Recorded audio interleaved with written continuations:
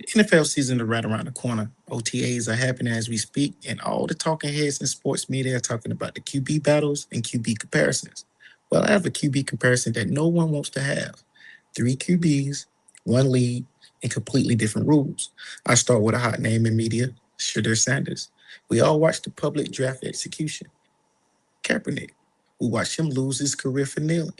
And a hot name that's trending right now as well, Jaxson Dart. He just visited President Trump, and I'll tell you later why that's an issue. Same position, different perception. I'm going deeper into the history, the pattern, and what it all means for black athletes in America. This is Rugged Talk. I'll see you after the intro. Let's talk about it. New way, South Carolina raised me. The struggle gave me vision. Every scar on my back became a part of my mission. They locked brothers up and forgot them in the system. I said not on my watch. Started RPRF to lift them. Safe harbor for the women, second chances for the men. Rugged paths don't define you, you can rise again. This is Rugged Talk. No filter, no facade, just a man and a mic, and the truth of where we are. Rugged Talk. Culture, community, real. If you lived it, you know it. This is how it feels. Play. Ask you a question. What do all three of these men have in common? Shedeur Sanders, Colin Kaepernick, and Jaxson Dart. They all play QB in the NFL. They all got fame. They all have supporters. And they all had the audacity to be themselves. But that's where the similarity ends. See, because in America, being black, that costs you something. Always has. What's different today is the cameras are rolling and the receipts exist. And we're done pretending we don't see what we see. But we're going to break all this down today, piece by piece, name by name. We're going to let the facts speak for themselves. Okay, before we talk about Shedeur, let's understand context. Because if you don't know the history, you'll think it's all about football. This was never about football. This was about a young man who had the nerve to be confident. Think about the narrative that was set up around Shedeur months before the draft. The talk shows, the sports desk, the anonymous league sources. They said he had attitude problems. They said he was arrogant. They said that he wasn't coachable. Hell, his dad was his coach. They picked apart his Hall of Fame dad. They questioned his competition level, like Colorado isn't a power conference. But what they didn't question was his tape, because his tape was clean. Completion percentage, elite accuracy, sharp under pressure. That boy is cold. I don't care what you say, you can argue with the wall. But none of that mattered because the story had already been written. And the story wasn't about his game. The story was about his persona. Now here's what I want. Now here's what I want you to think about. Who gets to walk into a room knowing that they belong there? Who gets to wear gold chains and answer questions with a smile without being called a problem? Because Josh Allen doesn't have an attitude problem. He's called a leader. Baker Mayfield doesn't have an attitude problem. He's called passionate. You see where I'm going with this? Shedeur Sanders, he smiles at the camera. He wears jewels, and everybody calls him arrogant. The draft itself, let's talk about it. Because that wasn't about football. That was a spectacle. And they knew what they were doing round after round, pick after pick. They focused the whole narrative around Shedeur. We watched them hold it together in front of the whole country as team after team passed on him. Now, I'm not saying every team that passed on him was racist. No, not all 32 teams needed a quarterback. And we know football is complicated. But what I am saying is that they wanted the narrative to be about him. Someone decided that the story of him waiting to be drafted was more valuable than him being drafted. And when he was picked, he was picked by the damn Cleveland Browns. Fifth round Browns. They haven't had a good quarterback since Hunter had small faces. Look, I hope the Browns do well by Shedeur, and I hope they win. But let's be real about the moment and what it meant. A kid who was a top 15 talent drops to 144, and the discourse celebrated it. That's not elevation. That's a message.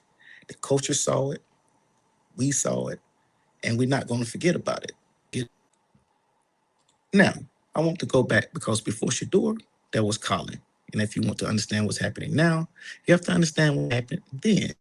Colin Kaepernick, Pro Bowl quarterback, Super Bowl appearance, one of the most dynamic athletes to play the position. And what did he do to end his career? He knelt. That's it. He took a knee silently and peacefully during a song before a game he was about to play in.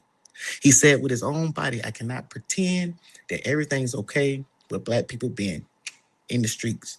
Now, revisionist history crowd wants to tell you it's about the troops and the flag. It was never about the troops and the flag. Kaepernick himself said it was about police brutality and systemic racism. He was clear. The message was clear. But the machine needed to be about the flag because if it's about the flag, you can dismiss it. If it's about black lives, that's harder to dismiss. So they dismissed him in a different way. They ended his career. Not because his arm was gone, not because he couldn't read the defense, not because his numbers was bad. He was blackballed. Every team looked at this man's film and said, I do not want this headache. I say, what headache? A peaceful protest? A kneeling man? The shut up and play crowd, they was in full effects. I mean, owners, analysts, fans, even politicians. I'll get to that in a minute. All of them saying you're an entertainer, not an activist. Stay in your lane. Lane. And let me ask you something. Who decides the lane?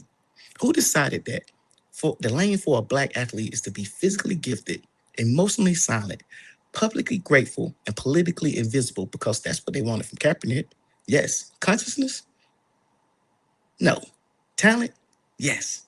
And when they put the consciousness away, they took the talent off the field too. That's the deal. That's always been the deal.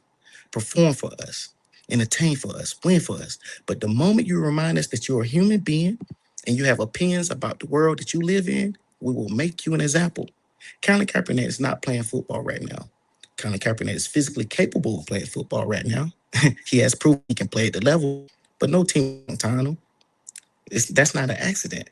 That's a system working exactly as designed. Now, let's talk Jaxson Dart. Jaxson Dart, quarterback out of Ole Miss, first round pick by the New York Giants. And from everything I've seen, he can ball. I'm not here to say he can't play. This isn't about his game. This is about his choices and the reaction to those choices.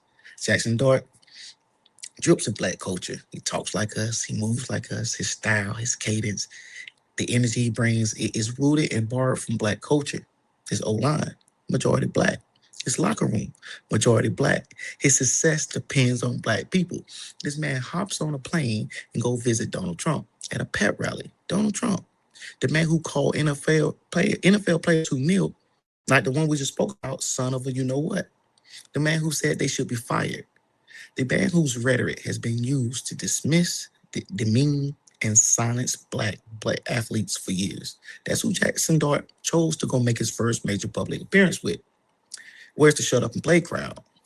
Crickets. No one's telling Jaxson Dart to stay in his lane. No one's calling him a distraction. No one's saying just focus on football. Oh, and let's not forget, this man is on video saying the N word. It's not a rumor. That's not sources says. That's video evidence. And after all that, after the pep rally, after the video, he still has the starting job. He's still being celebrated, still being given the benefit of the doubt. So let me ask you again, where's the shut up and play crowd? Where's the anonymous league sources questioning his character? Where's the sports desk picking apart his background? Where's the think pieces about whether the locker room can trust him or not? They're quiet because the rules don't apply the same way. They never have.